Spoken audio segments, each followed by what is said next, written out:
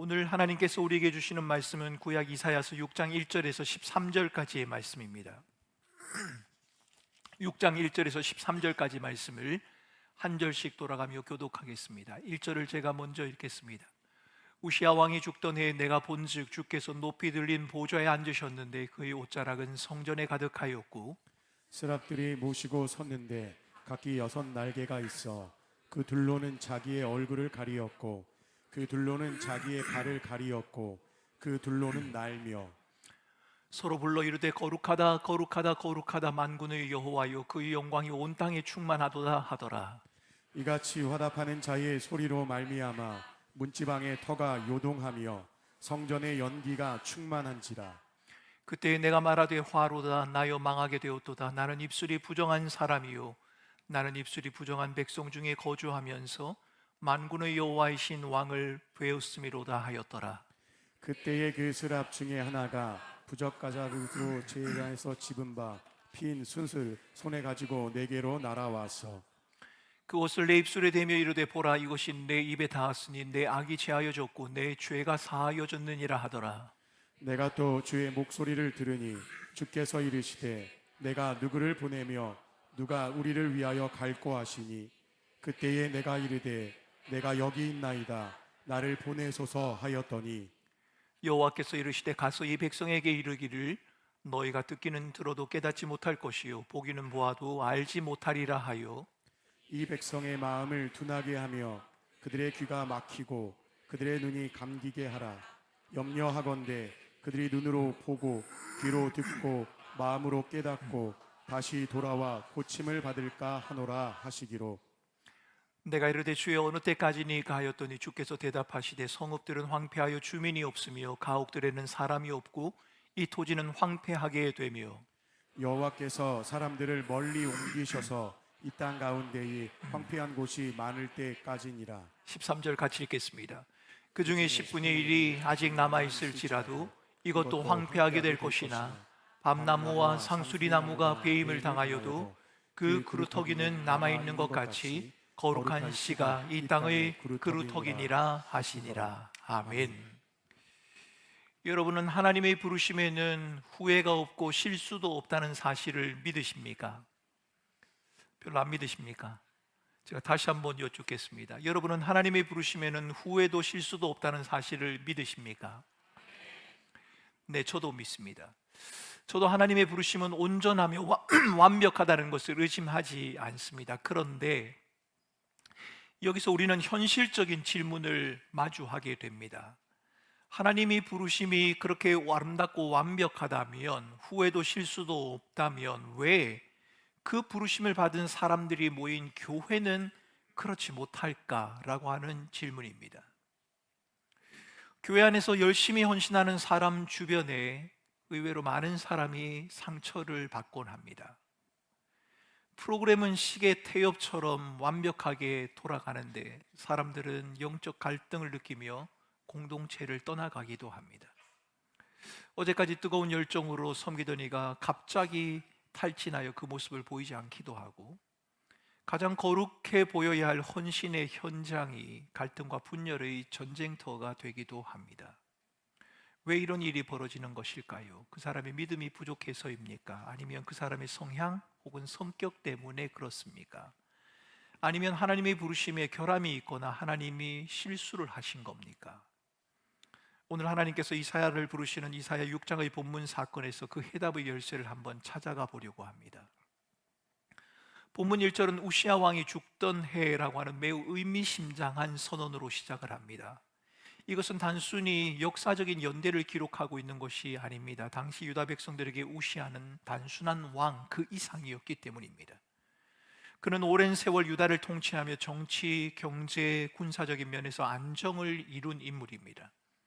이사야를 포함한 모든 유다 백성들에게 우시야는 그들의 미래와 안녕을 보장해주는 든든한 버팀목이었습니다. 그런데 그 왕이 죽었습니다.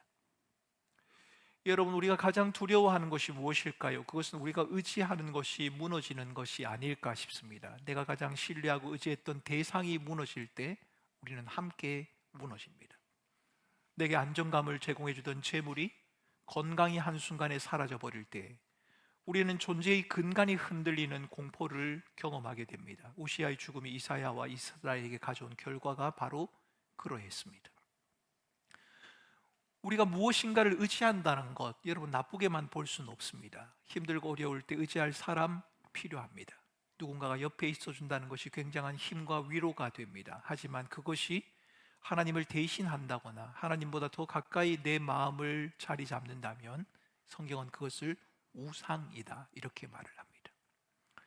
우상, 거대한 신상이 아닙니다. 하나님보다 더 크게 보이는 것, 나의 안전과 나의 미래를 그것에 기대고 살아가는 것, 여러분 그것이 바로 우리의 우상이 되는 겁니다. 우리에게 안정감과 만족감을 주는 것이 무엇이건 우산이 될 가능성 얼마든지 있습니다. 이것을 잘 아시는 하나님께서는 본문 1절과 2절에서 육신의 왕인 우시아의 죽음과 하늘의 영광스럽고 거룩한 보좌에 앉으신 하나님의 모습을 동시에 우리에게 보여주고 있는 것 같습니다. 하나님은 이 장면을 통해 우리에게 이렇게 말씀하시는 것 같습니다. 땅의 왕은 죽었지만 하늘의 왕은 여전히 그 자리에 계신다. 이 땅의 왕은 위임된 권세를 가지고 힘과 제대로 통치하며 시대의 흐름 속에 흥망을 반복하는 유한한 존재이다. 이 세상의 왕은 때가 되면 역사 속으로 사라져 버린다. 하지만 하나님은 그렇지 않다. 하나님은 상황에 따라 변하지 않으며 실패하거나 무너지지 않는 모든 역사를 다스리시는 만군의 여호와 하나님이시다. 천상적 존재인 스랍들이 외치는 소리를 한번 들어보십시오. 거룩하다, 거룩하다, 거룩하다, 만군의 여호와여, 그의 영광이 온 땅에 충만하도다. 히브리어에서 세 번의 반복, 여러분 이것은 최상급 중의 최상급입니다. 가장 거룩하신 분이 하나님이라는 고백입니다. 여러분 거룩이 무엇입니까? 도덕적으로 흠이 없고 깨끗한 상태의 거룩이라고 말할 수 있습니다. 틀리진 않습니다만 성경이 말하는 거룩은 훨씬 더 그 의미가 깊습니다. 성경이 말하는 거룩은 완전한 다름이라는 뜻입니다. 완전히 다릅니다. 우리와는 비교할 수 없습니다. 우리가 가까이 할 수도 없습니다. 하나님만이 가지고 있는 독특성이 있습니다. 하나님의 하나님 되심, 여러분 이것이 바로 거룩입니다. 그래서 여러분 우리가 이렇게 기도하죠. 하나님, 내가 하나님을 거룩하게 하는 삶을 살고 싶습니다. 이렇게 기도하지 않습니까? 그 말은 하나님이 기뻐할 만한 무엇인가를 내가 하겠다라는 그 의미가 아니라 내가 하는 것을 통해서 하나님의 하나님 되심이 드러나기를 원합니다라는 뜻입니다. 놀라운 것은 거룩하신 하나님께서 이사야를 아무도 가까이 할 수 없는 거룩의 자리로 초대하고 있다는 겁니다. 오늘 본문 5절은 이사야가 만군의 여호와이신 왕을 배웠다라고 고백하고 있지 않습니까? 고대 근동 이방 종교에서 신을 본다는 것은 새겨진 신상을 보는 겁니다. 신이 만족할 만한 의식을 하거나 제사를 드려서 신이 흡족해하면 신이 나타나는 것, 이것을 보고 신을 본다 이렇게 표현을 해왔습니다. 그러나 본문에서 이사야가 하나님을 본 것은 인간적인 종교적인 노력이나 애씀을 통해 이루어지거나 새겨진 형상을 본 것이 아닙니다. 이사야가 본 것은 하나님께서 예언자에게 자신을 드러내시는, 하나님이 자신을 드러내시는 상징적이고 환상적인 나타내심이었습니다. 하나님이 주권적으로 자기를 나타내신 겁니다. 그 환상 속에서 이사야는 먼저 하나님의 높고 들린 보좌를 보았고 이어서 자신의 부정함을 깨닫게 됩니다.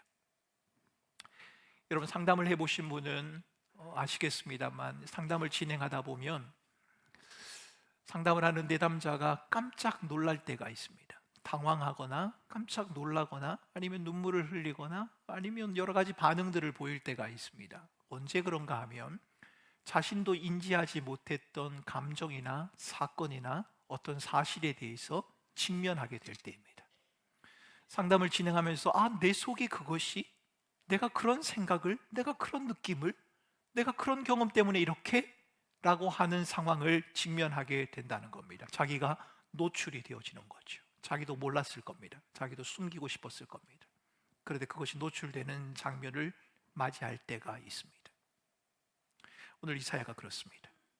하나님의 영광스러운 보좌 앞에서 자기 자신의 모습이 다 노출되고 있는 겁니다. 이사야가 자신을 부정한 사람이다 라고 이렇게 고백하고 있는 것은 단순한 겸손의 표현이 아닙니다.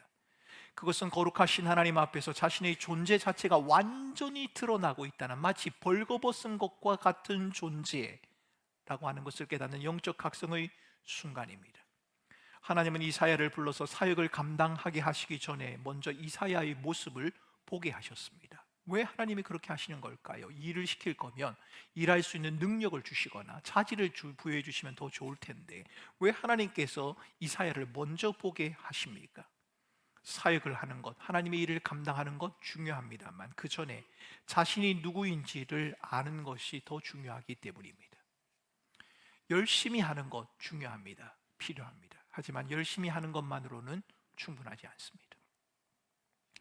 아마 성경에서 가장 열심히 신앙생활을 한 사람이 누구냐라고 말하면 우리는 바리새인들을 꼽아야 할 겁니다. 그들은 정말 열심히 했습니다. 그런데 그 열심이 위험했단 말입니다.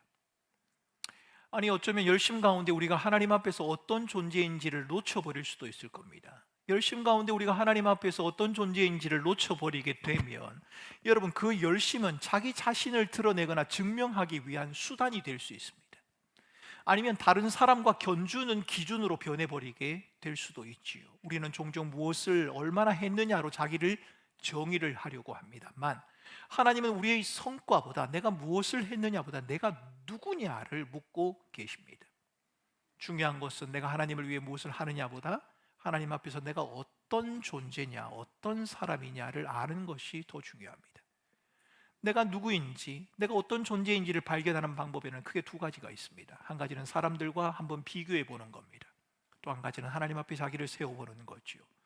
여러분, 사람들과 비교하는 것 반드시 나쁘다고는 할 수는 없습니다. 비교를 통해 자기를 점검해 볼 수 있겠죠. 아, 저 사람에게는 저게 있는데 내게 이게 없구나. 나는 이렇게 하는데 저 사람이 저렇게 하는 것을 보니 그래, 나도 이렇게 한번 해봐야겠구나. 이럴 수는 있습니다. 그런데 이게 그렇게 오래 가지 않습니다. 다른 사람과 비교를 하다 보면 교만, 우월감이 앞설 때가 있습니다. 저 사람도 별것 아니네. 반대로 자기 비하나 절망감으로 이어질 수도 있겠죠. 나는 저 사람을 도저히 따라갈 수 없어. 저 사람이니까. 자기 자신이나 다른 사람과의 비교를 통해 자기를 확인하는 사람, 여러분, 이런 사람은 자기 기준을 다른 사람이나 공동체 전체에 요구하는 경향이 있습니다. 내가 그렇게 생각하니 당신도 그렇게 생각하라는 거죠. 하지만 우리가 하나님의 거룩과 영광 앞에 자기를 세우면 상황은 달라집니다. 하나님의 거룩과 영광의 빛 앞에서 자신의 죄성과 연약함, 자신의 한계를 드러내 보이기 시작합니다. 하나님의 거룩 앞에 선 이사야의 반응이 그렇습니다. 충격적입니다. 화로다 나여 망하게 되었도다. 나는 입술이 부정한 사람이다. 이사야는 그저 겸손한 고백을 하고 있는 게 아닙니다. 거룩하신 하나님 앞에서 자신의 존재가 드러나는, 자신의 존재가 전체가 무너져 버리는 경험을 하고 있는 겁니다. 오늘 우리가 찬양했던 것처럼 하나님의 영광스러운 빛 앞에서 우리의 모든 것이 드러나는 순간, 여러분, 이사야는 지금 그 경험을 하고 있습니다. 제가 창원에서 사역을 할 때 피부과 원장님 한 분이 계셨습니다. 제가 진료를 간 건 아니고요, 신방을 갔습니다. 제가 신방을 갔는데 병원을 오픈을 했으니까 신방을 좀 해달라고 해서 제가 신방을 했습니다. 아내와 함께 신방을 갔는데 원장실에 들어갔습니다. 들어갔더니만 그 집사님이 저를 보고 목사님 피부가 괜찮으시네요, 이렇게 말을 하더라고요. 피부과 의사니까 당연히 피부가 보였겠지요. 거기까지는 괜찮았습니다. 그런데 제가 의자에 앉았더니만 이분이 피부 확대경을 제 얼굴에 이렇게 갖다 댔습니다. 제가 진료를 하러 간 게 아닌데 말입니다. 그런데 그 순간 제가 깜짝 놀랐습니다. 목사님 피부 좋으시네요 라고 했는데 확대경을 비춘 그 순간 제 모습이 완전히 달랐기 때문입니다. 눈에 보이지 않던 모공 속의 오염, 잡티 여지없이 다 드러났습니다. 여러분, 하나님의 거룩은 바로 그런 영적 확대경과 같다, 그렇게 말해볼 수 있을까요? 우리는 적당히 어두운 세상 속에서 이 정도면 나쁘지 않아요, 저 사람보다는 낫지, 괜찮아요 라고 안심하며 살아갈 수 있습니다. 하지만 하나님의 영광이라고 하는 강렬한 빛이, 영적인 확대경이 우리를 비추면 우리의 행위뿐만 아니라 존재 자체가 얼마나 부정함에 찌들어 있는지를 보게 됩니다.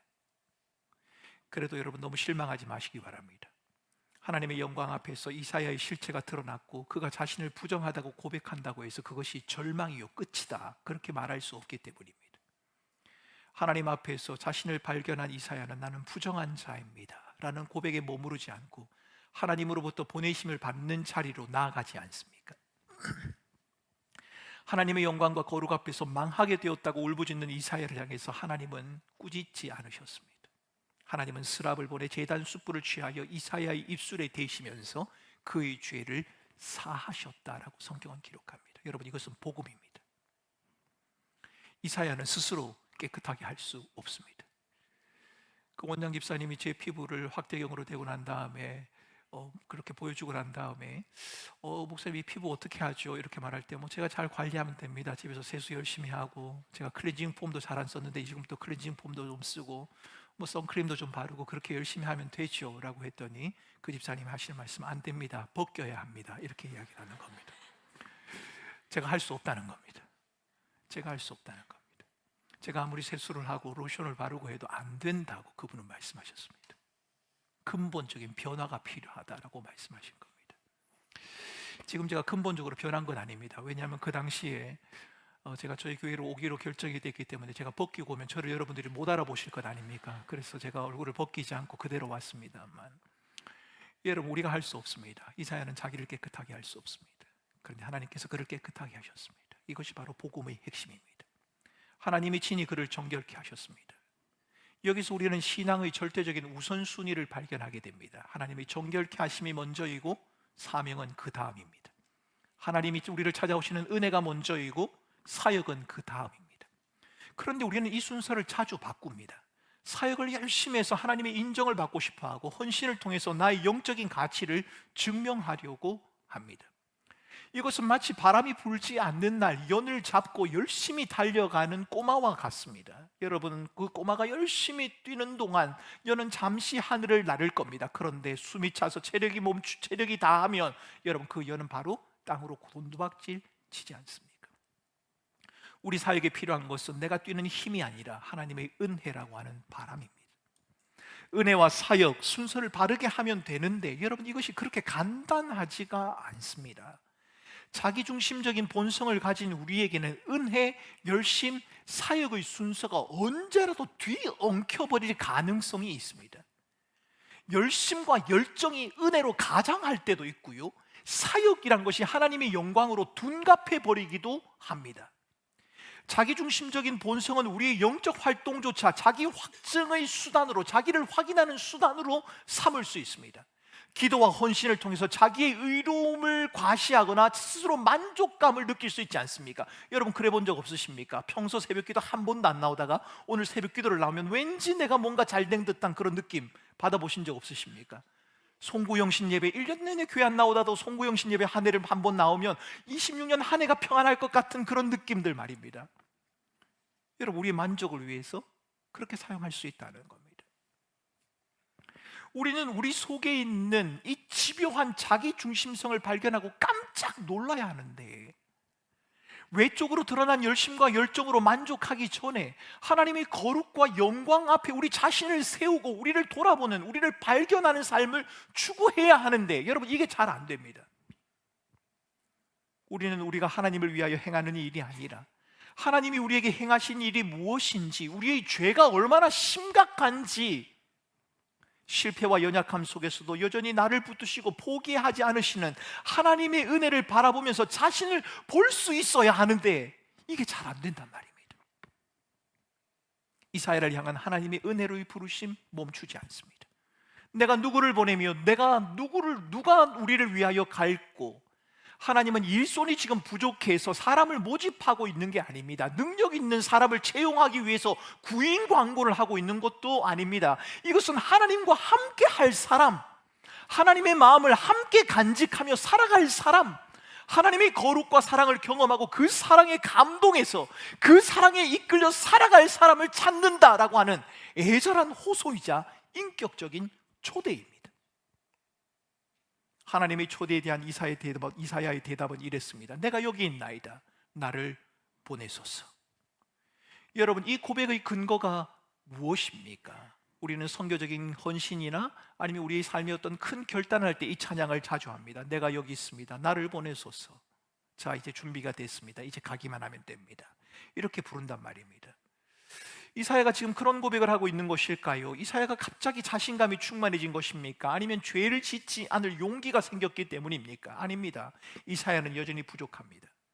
여전히 부족하지만 자신을 용서해 주신 하나님의 은혜에 압도되었기 때문에 이 고백을 하고 있는 겁니다. 주님, 제가 여기 있습니다. 저를 보내십시오. 이 고백은 자신감의 선언이 아니라 무능한 나를 붙드신 하나님을 향한 무한한 신뢰의 표현입니다. 자기가 하는 일, 하나님께서 맡기신 일, 사역의 성공 여부와 관계없이 그저 하나님과 함께 걷는 것 그 자체가 영광이라고. 그래서 내가 끝까지 하나님 당신과 이 길을 가고 싶다고 지금 이사야는 고백하고 있는 겁니다. 여러분, 물론 의무감이나 부담감의 사역을 시작할 수도 있을 겁니다. 아마 이 자리에 계신 분들 가운데 그렇게 시작하신 분들이 계실 겁니다.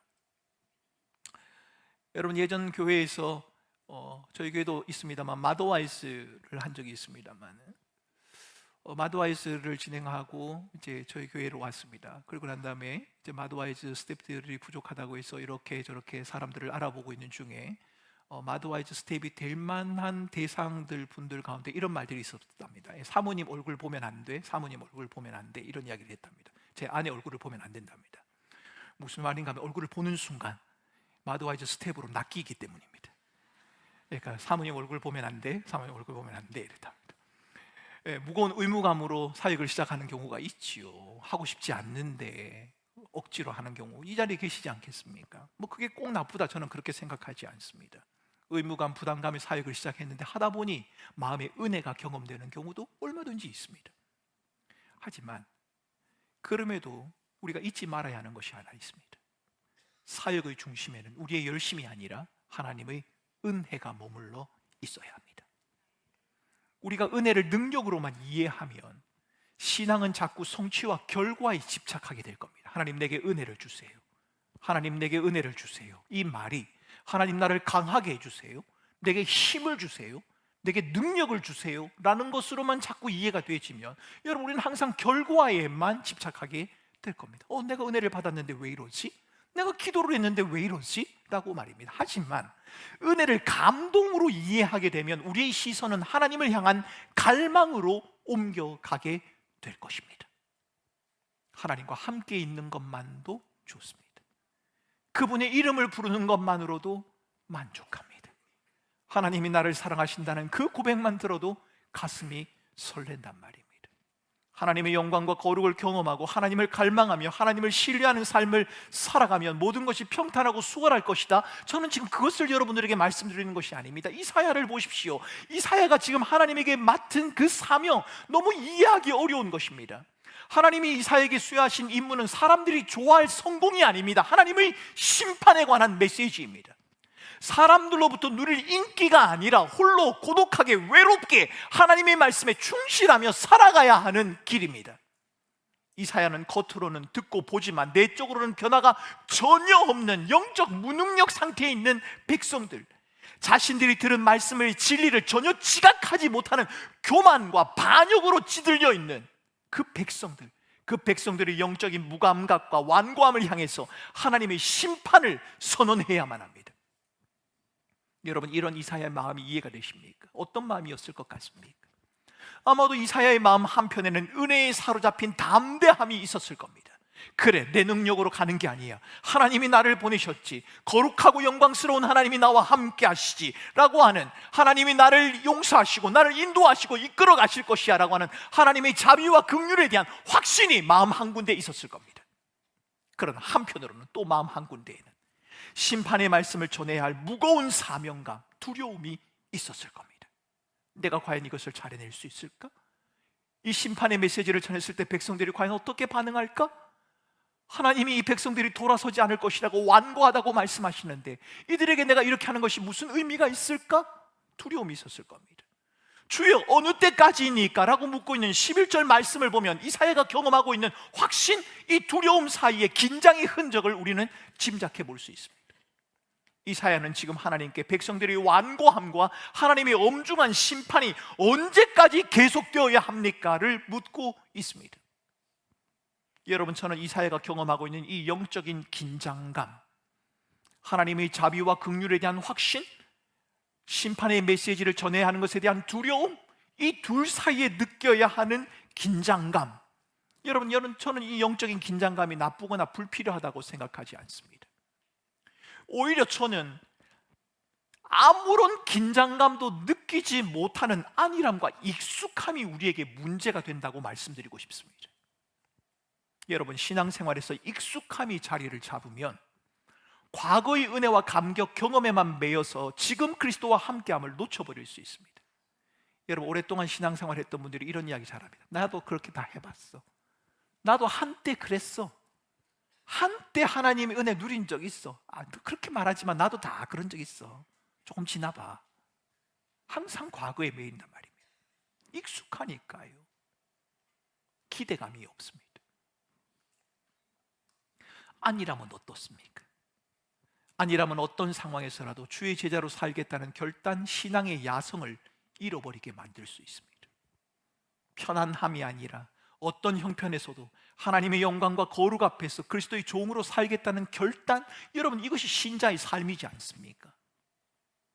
그런데 익숙함은 은혜와 진리보다는 우리의 편안함을 우선하게 만들고, 복음을 나를 보호하는 그저 안정장치 정도로만 축소시켜버리게 된단 말입니다. 오해하지 말기 바랍니다. 익숙함, 편안함 나쁜 것이다, 그런 말이 아닙니다. 때론 익숙함과 편안함이 우리에게 안정감과 쉼, 마음의 여유를 가져다 주기도 합니다. 하지만 그렇다고 해도 익숙함, 편안함이 신앙의 궁극적인 목적은 될 수 없습니다. 여러분, 익숙하기 위해 신앙생활하는 게 아니지 않습니까? 편안하게 살려고 교회 다니는 것 아니지 않습니까? 여러분, 익숙하고 편안하다고 해서 그것이 신앙생활을 잘하고 있다는 증거다, 반드시 그렇게 말할 수 없습니다. 어떤 분이 제게 이렇게 말씀하셨습니다. 목사님, 저는 어려운 게 뭔지 잘 모르겠습니다. 하나님이 제 삶에 너무 평통한 걸 주셨습니다. 남편을 봐도 자녀를 봐도 남편과 자녀에 대한 어려움을 말하는 걸 보면 잘 이해가 되지 않습니다. 여러분, 저는 그 삶이 참 부럽습니다. 아마 그분이 하나님의 긍휼과 자비를 힘입어 살아가는 게 맞을 겁니다. 그러나 그 삶 자체가 신앙생활을 잘하고 있다는 증거다, 우리는 반드시 그렇게 말할 수는 없습니다. 오히려 익숙함, 안일함은 복음의 본질을 흐리게 만들 수 있습니다. 영적인 치열함을 우리에게 빼앗아가는 위험성을 지니고 있습니다. 우리는 익숙함에 머물며 편안함을 지키는 신앙이 아니라 어떤 형편에서든지 염려, 불안, 영적인 긴장감 가운데서도 하나님의 부르심을 받은 자로 날마다 하나님의 영광과 거룩 앞에 우리를 세우며 살아가야 하는 자들입니다. 그들이 바로 그리스도인입니다. 하나님이 주신 자리에서 끝까지 신실하게 살아가는 걸음 만만치 않을 때도 있습니다. 실패에 좌절하고 영적 침체에 빠질 때도 있겠지요. 하나님께서 맡기신 사명을 제대로 감당할 수나 있을까 고민될 때도 있을 겁니다. 이사야처럼 언제까지입니까? 라고 하나님에게 묻고 싶은 순간도 우리에게 찾아올 수 있습니다. 그런 중에도 우리가 잊지 말아야 할 것은 영광과 거룩함으로 임하신 하나님, 우리의 연약을 드러내시며 우리를 부르신 하나님이 여전히 우리와 함께 하신다는 사실입니다. 오늘 본문 내용 중에는 여호와 하나님이 우리와 함께 하신다는 표현이 등장하지는 않습니다. 하지만 13절에 언급되고 있는 남겨두신 거룩한 씨, 그리고 그 씨를 통해 이루시겠다는 그루터기를 통해 하나님의 함께 하심을 우리는 확인할 수 있습니다. 거룩한 씨앗과 그루터기는 밤나무, 상수리나무의 그루터기가 베어도, 나무가 잘라져도 뿌리와 줄기가 살아남아 있어서 새싹을 틔우는 것처럼 백성들의 완악함에도 불구하고 포기하지 않으시는 하나님의 임재, 하나님의 함께하심, 하나님의 일하심, 하나님의 언약의 충실함을 우리에게 보여주고 있습니다. 이사야가 만날 백성 여전히 완고합니다. 그들은 하나님에게 불순종합니다. 그들은 하나님께 돌아올 것 같지가 않습니다. 패망의 길을 향하여 끊임없이 달려갑니다. 토지 성읍 황폐되었습니다. 그곳에 사는 사람이 보이질 않습니다. 모든 것이 다 끝장이 난 것만 같습니다. 그런데 하나님은 말씀하십니다. 아니다, 거룩한 씨앗이 남아있다. 그리고 그 씨앗이 그루터기를 이룰 것이다. 이것은 백성들에게 찾아올 황량함이 끝이 아니라고 하는, 여호와와 이스라엘의 관계는 끝나지 않았다고 하는, 하나님께서 아브라함에게 그의 자손을 통해 열방에 복을 주시겠다는 그 약속은 취소되거나 약화된 것이 아니라는 말씀입니다. 백성들이 하나님의 은혜를 망각하고 자기 자신이 주인 행세를 하는 그 순간에도 하나님은 여전히 모든 역사의 주관자이시며 약속하신 바를 반드시 이루시고야만은 신실한 분이라고 하는 그 사실, 여러분, 그것을 거룩한 씨앗 그루터기의 모습으로 우리에게 보여주고 계신 겁니다. 오늘 우리가 이스라엘의 역사에 주목해야 하는 이유는 거룩한 씨앗과 그루터기의 이야기가 단순히 이스라엘의 역사적인 회복만을 말하는 것이 아니라 장차 오실 한 분, 곧 예수 그리스도를 가리키고 있기 때문입니다. 이사야서 11장은 거룩한 씨앗이 이새의 줄기에서 나올 싹이요 곧 메시아를 가리킨다는 사실을 분명히 합니다. 배임을 당한 나무의 그루터기에서 새 생명이 돋아나는 것처럼 하나님은 인간의 눈에 모든 것이 끝난 것처럼 보이는 골고다 십자가의 죽음에서 당신을 구원하셨습니다. 예수 그리스도의 십자가 죽음을 바라보던 제자들에게 그것은 완전한 실패이지 않습니까? 메시아라 불리던 분이 죄인처럼 처형을 당합니다. 그분을 따르던 모든 사람들은 다 흩어져 버렸습니다. 마치 이사야가 사역했던 시대의 황량하고 텅 빈 성읍처럼 아무것도 남지 않았습니다. 그러나 하나님은 바로 그 절망의 자리에서도 일하고 계셨습니다. 사흘째 되던 날 아침, 하나님은 죽음을 깨뜨리시고 그 아들을 살리셨습니다. 배임을 당한 그루터기에서 새 생명이 돋아나는 것처럼 무덤에 눕혀진 그 몸에서 부활의 생명이 솟아나게 하셨습니다. 여러분, 이것이 바로 하나님의 일하심입니다. 하나님은 실패처럼 보이는 자리에서 아무것도 남지 않는 것처럼 보이는 그 순간에 당신의 약속을 이루십니다. 부활하신 그리스도는 하나님을 거역하고 죄 가운데 달려가는 이 세대의 한 복판에 새로운 그루터기를, 거룩한 씨앗을 남겨두셨습니다. 무엇입니까? 그것이 바로 저와 여러분이요, 하나님의 교회입니다. 우리가 바로 그 거룩한 씨앗이며 배임을 당했지만 살아남은 그루터기입니다. 하나님은 이 세상의 완악함에도 불구하고 불순종에도 불구하고 당신의 백성을 통해 아브라함에게 약속하셨던 언약, 열방에게 복을 주겠다는 그 약속을 반드시 이루어 가십니다. 저와 여러분을 통해, 교회를 통해서 말입니다. 그런데 여러분, 저와 여러분의 모습이, 오늘날 교회의 모습이 거룩한 씨앗과 남아있는 그루터기와 같지 않는 것처럼 보인다는데 우리의 어려움이 있습니다.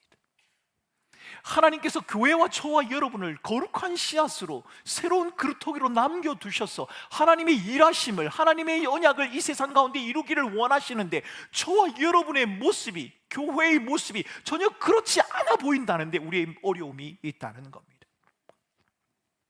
소망은커녕 세상으로부터 지탄받고 있는 현실에서 어떻게 거룩한 씨앗과 그루터기가 될 수 있습니까?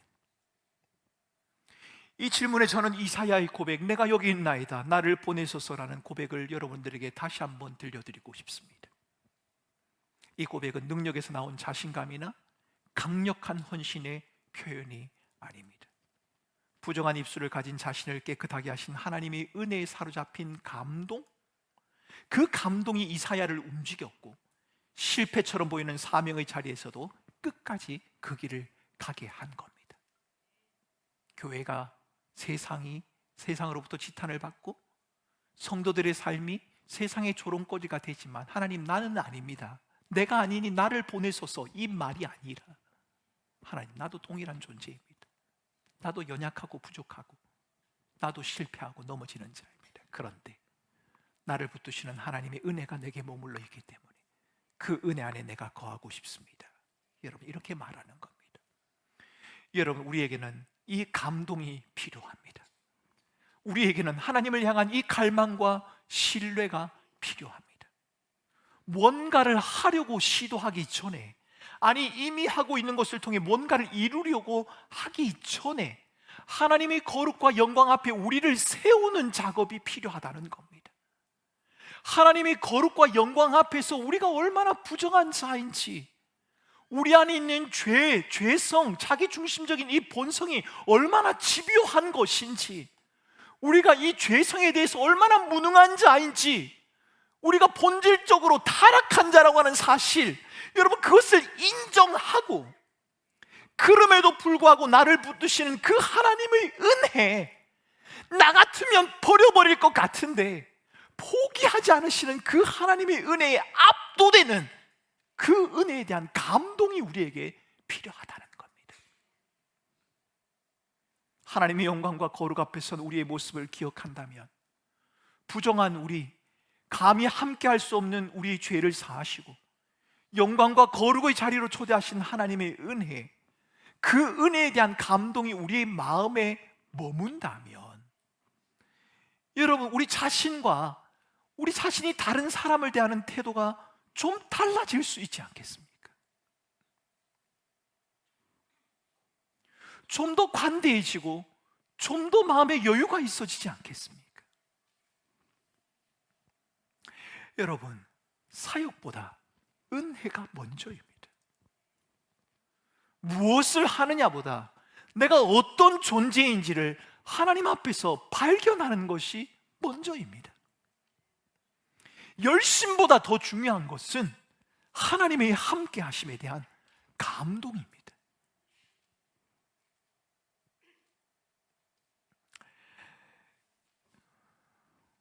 그 감동이 회복될 때 우리의 예배는 다시 살아나는 겁니다. 아이를 입양한 제 후배 이야기를 여러분에게 말씀드리고 말씀을 마무리하려고 합니다. 두 아이를 입양한 제 동기가 하나 있습니다. 두 아이를 입양을 했답니다.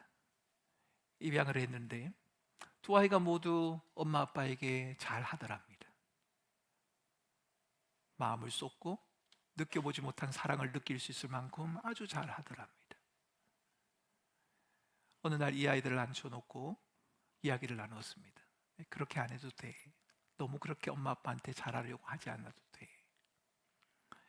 그래서 한 아이는 이렇게 말했답니다. 엄마가 좋으니까요, 아빠가 좋으니까요. 그런데 한 아이는 이렇게 말했답니다. 쫓겨날까 봐요. 쫓겨날까 봐요. 버릴까 봐요. 사랑하는 성도 여러분, 왜 신앙생활을 하고 계십니까? 왜 사역을 하십니까? 왜 예배를 드리십니까? 하나님의 벌이 두려워서 그러십니까? 아니면 그렇게 하지 않으면 뭔가 여러분에게 해가 끼칠 것 같은 두려움이 있어서입니까? 아닙니다. 하나님이 여러분을 사랑하시기 때문입니다. 그 사랑에 대한 감동이 우리에게 회복되어야 합니다. 열심도 있어야 하고 자질도 있어야 하고 능력도 필요할런지 모르겠습니다. 그러나 무엇보다도 우리 마음 가운데 하나님이 나를 사랑하신다는, 하나님이 나를 불쌍히 여기시고 나를 포기하지 않는다는 그 사랑에 대한 감사와 감격이 필요한 겁니다. 그래서 우리는 이렇게 고백합니다. 주님, 그 거룩하신 영광 앞에서 내 마음을 다시 감동케 하여 주시옵소서. 나의 심령을 새롭게 하여 주시옵소서. 하나님, 우리를 사랑하시는 이 사랑이 여러분의 마음을 감동케 하여 이 한 주간을 살아가게 하는 힘이 될 수 있기를, 여러분 하여금 견디게 하고 이기게 하는 능력이 될 수 있기를 주님의 이름으로 축원합니다. 내가 여기 있습니다. 내가 준비가 됐습니다. 내가 자신이 있습니다. 그게 아닐 겁니다. 하나님, 나는 부정합니다. 하나님의 거룩과 영광 앞에 아무것도 할 수 없습니다. 그래서 하나님이 필요합니다. 하나님의 은혜와 사랑이 내 마음을 감동케 하여 주옵소서. 하나님, 내 마음이 너무 메말라 버렸습니다. 그래서 가족을 대할 때도, 이웃을 대할 때도 내 말이 사납고 내가 좀 무례하기도 하고 굉장히 자기중심적으로 나가는 것은 내 성향이나 성품 때문이 아니라 내 마음에 하나님의 사랑이 식어져 버렸기 때문입니다. 하나님, 내 마음에 하나님의 사랑이 회복되게 하여 주시옵소서. 그 사랑을 힘입어 내게 주어진 삶을 살아가게 하여 주시옵소서. 이 시간 합심해서 함께 기도하겠습니다. 함께 기도합니다. 존귀하신 하나님 아버지, 우리 마음에 부음받은 하나님의 위대하고 놀라운 사랑, 하나님 그 사랑을